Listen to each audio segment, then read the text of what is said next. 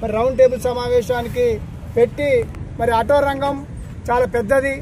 మీ అందరికీ తెలంగాణ సమాజానికి మీడియా మిత్రులకు ప్రత్యేకించి నమస్కరించి చెప్తున్నా. ఇదొక చరిత్ర.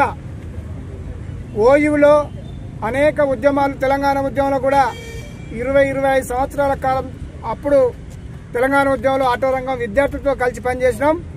ఈరోజు మార్వాడి చేస్తున్న దోపిడీకి వ్యతిరేకంగా ఈరోజు పునాది పడ్డది. మరి శ్రీకాంత్ ఆధ్వర్యంలో మేము కూడా ఆటో రంగం ఎందుకు పాల్గొన్నదనేది మీకు ఒక విషయంలో చెప్తా. హైదరాబాద్ కేంద్రంగా మార్వాడి ఫైనాన్సర్లు మొత్తం ఆటో రంగం ఒక రాష్ట్ర వ్యాప్తంగా 10 లక్షలు ఉంటాయి, మోటార్ రంగం 14 లక్షలు ఉంటాయి. ఇవన్నిటికీ ఫైనాన్స్ చేసేది మార్వాడిసే. గతంలో ఒక 20 ఏళ్ల క్రితం నేను 98లో ఆటో ఫీల్డ్కి వచ్చిన. బ్యాంకులు సబ్సిడీలు ఇచ్చేది ఎస్సీలకు, ఎస్టీలకు, బీసీలకు, మైనార్టీలకు.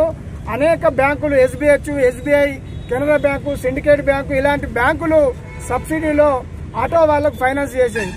ఎప్పుడైతే మార్వాడు సిండికేట్కి ఏర్పడ్డదో, మీకు కుషాల్ టవర్ అని లకిడికపూలో ఉంటుంది. నేను కరోనా సందర్భం కూడా ధర్నా చేసిన.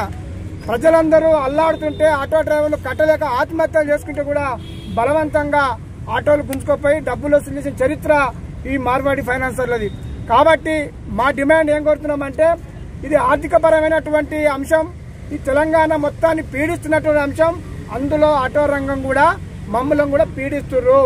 వడ్డీ మీద వడ్డీ, చక్ర వడ్డీలు, ఇష్టం వచ్చిన వడ్డీలు వేసి వాళ్ళేమో ఇక్కడ తెలంగాణ బ్యాంకులలో అప్పులు తెచ్చి మళ్ళా ఆ అప్పులు మాకే వచ్చి అధిక వడ్డీ వసూలు చేస్తున్నారు. కాబట్టి ఇక నుంచి తెలంగాణ ఆటో యూనియన్ రాష్ట్ర అధ్యక్షునిగా నేను పిలుపునిస్తున్నా. రాష్ట్ర వ్యాప్తంగా ఉన్నటువంటి ఆటో కార్మికులందరూ ఈ ఉద్యమంలో భాగస్వామ్యం అవుతాం. మార్వాడి ఫైనాన్సులకు వ్యతిరేకంగా పనిచేస్తాం. ప్రభుత్వం వెంటనే స్పందించాలా, ప్రభుత్వం బ్యాంకుల్లో లోన్స్ ఇవ్వాలి. రెండో విషయం చెప్తున్నా, ఉద్యమంలో కూడా నేను కొన్ని బ్యాంకులతో అసోసియేషన్ నడిపినప్పుడు చూసిన.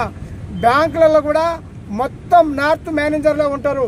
ఇక్కడ తెలంగాణ వ్యాపారం చేసే ఆటోనే కాదు, ఏ విద్యార్థికి కానీ ఇతర వ్యాపారం చేస్తున్నా కానీ లోన్స్ ఇవ్వరు. మీరు కనుక్కోండి, నాకు కూడా వ్యాపారం ఉంది.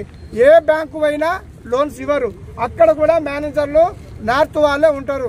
కాబట్టి ఇలాంటి చర్యను ప్రభుత్వం దృష్టి పెట్టుకొని ఇలాంటి దోపిడీని ప్రభుత్వం అరికట్టాలని చెప్పి దీనికి వ్యతిరేకంగా మేమందరం లక్షలాది మంది పాల్గొంటాం. విద్యార్థులు, కార్మికులు ఏకమైతే ఏ ఉద్యమైనా ముందుకు పోతుంది, అది 100% సక్సెస్ అవుతుంది. కాబట్టి విద్యార్థులు చేసినటువంటి ఉద్యమానికి మాకు కూడా సమస్య ఉందని చెప్పి మీతో మేము కలిసి వస్తామని చెప్పి ఈ రోజు మేము మనస్ఫూర్తిగా మరి శ్రీకాంత్ అన్న పిలుపు మేరకు మేము రావడం జరిగింది. మా సమస్య పరిష్కారం కోసం ఏ ఉద్యమైనా చేయడానికి కలిసి పనిచేస్తామని చెప్పి ఈ సందర్భంగా తెలియజేస్తున్నా.